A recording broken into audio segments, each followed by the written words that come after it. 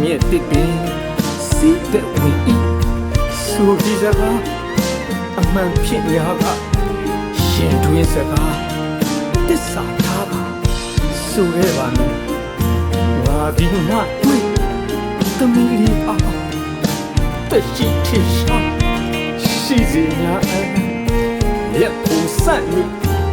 တိုင်တင်လိုက်ပြီငါအိခဏချုပ်နေရှာလေကြောက်တိုင်ဆွဲသလိုမြဲပါစေသာအရှိဖျားတမီးလေးအားအသက်ရှင်နေပြည်သူနာတော်မူပါရှင်ဖျားပြည်သူနာတော်မူပါအဖေလူခေါ်ဝင်မရှိပါအမေလူခေါ်ဝင်မရှိပါ